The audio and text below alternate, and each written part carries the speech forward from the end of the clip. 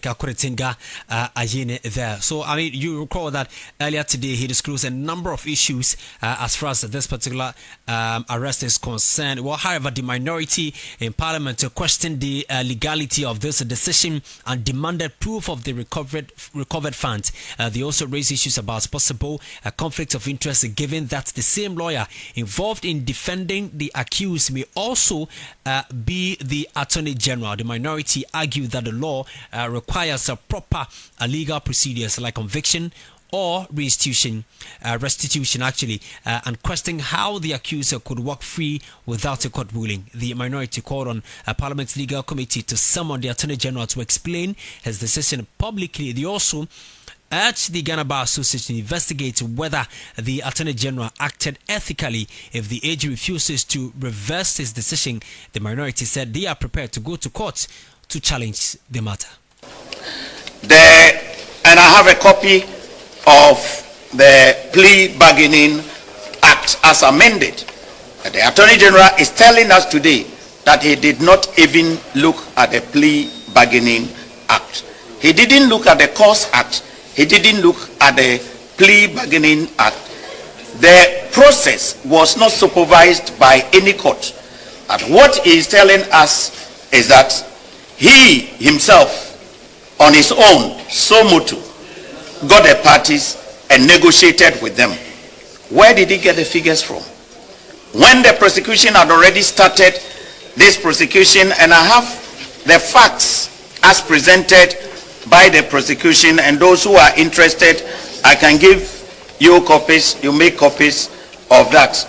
And when we had done this, why did the Attorney General ignore this, and why didn't he tell us anything from this?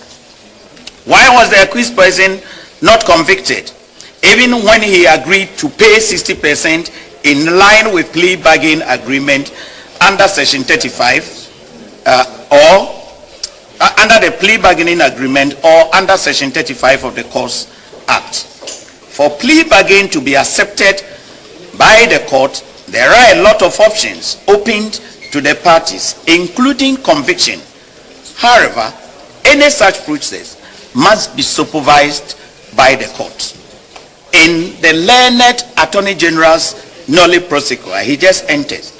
Nobody would have thought that we would ask him questions.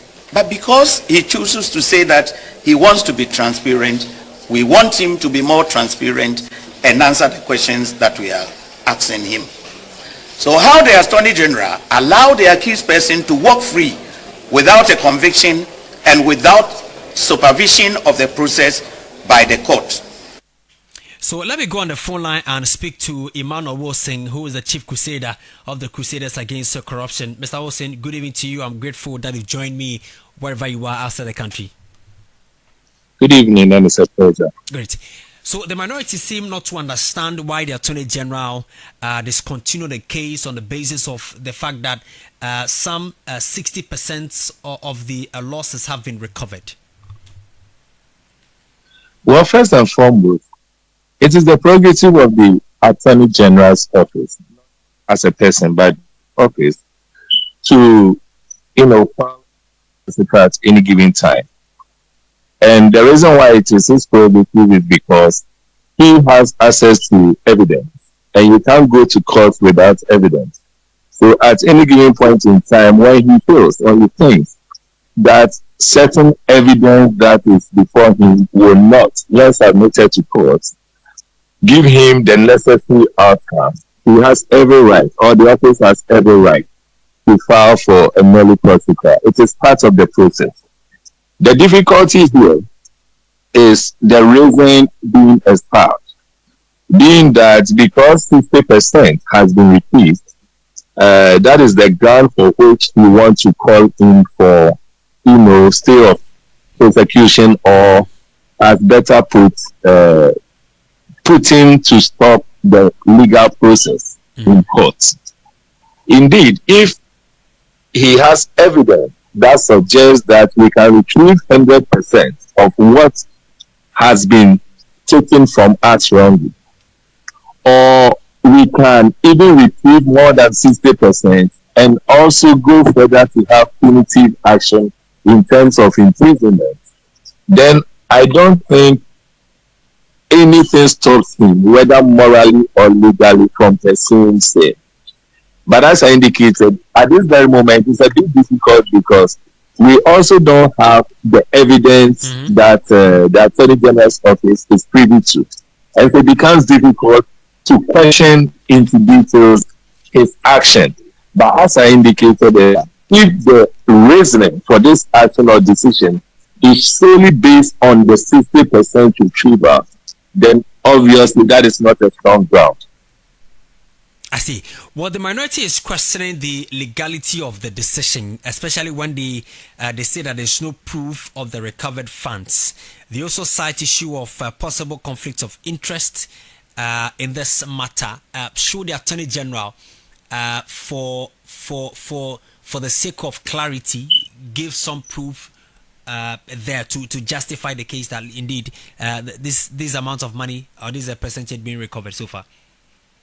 It will be in the interest of not just the office of the Attorney General, not just the Attorney General as a person, but also in the interest of the government, making reference to the John Mahama-led administration, especially when he came on the back of transparency and fighting corruption.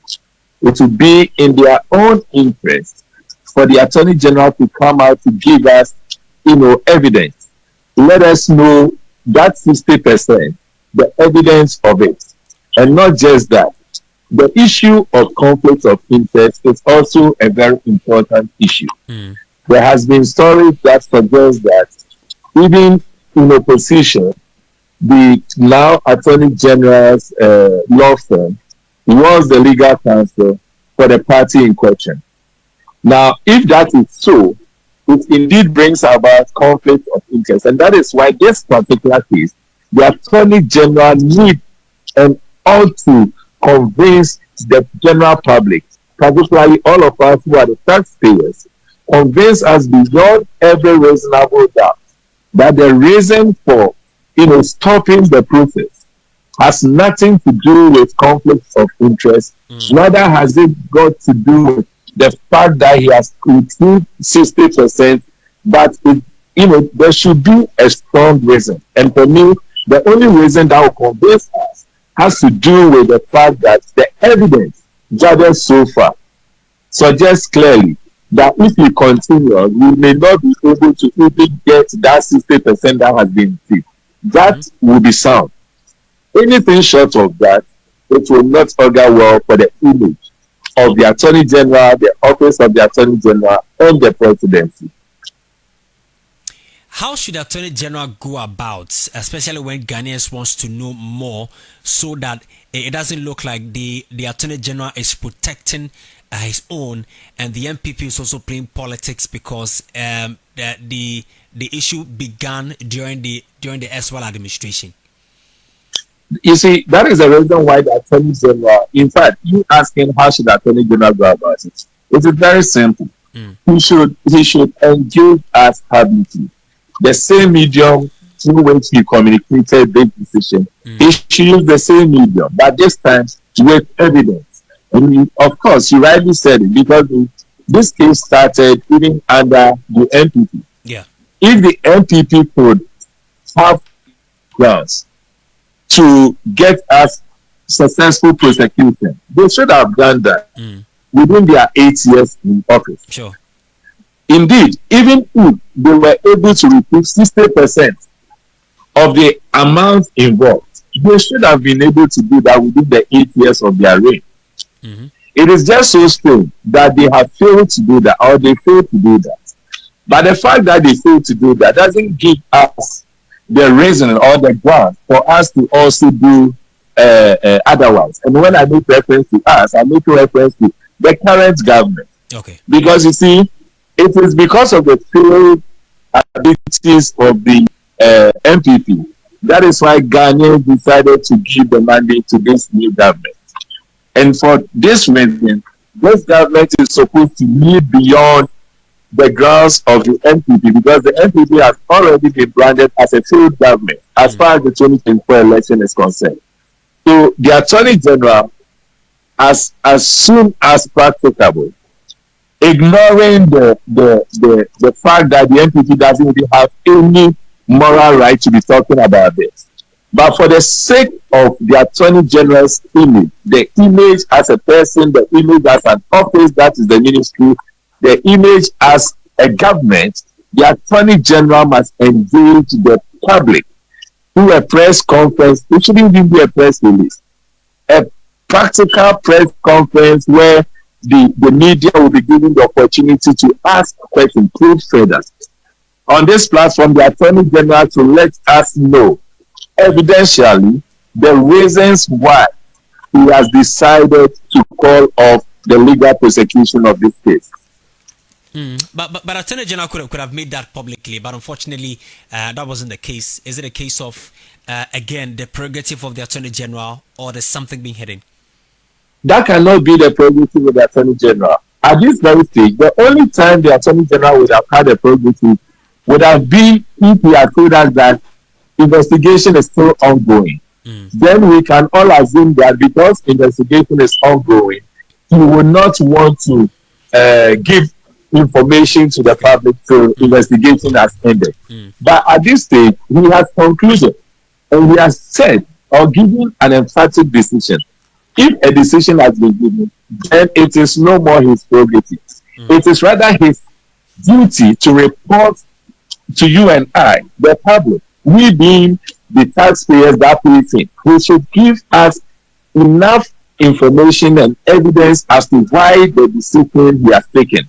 Okay. And that is why he has no prerogative in this case. At this very moment, it is his duty and it is our right as taxpayers for him to tell us into details what we need to know, the grounds for which he came up with this decision. Mr. Wilson, thank you so much for your time this evening. My pleasure.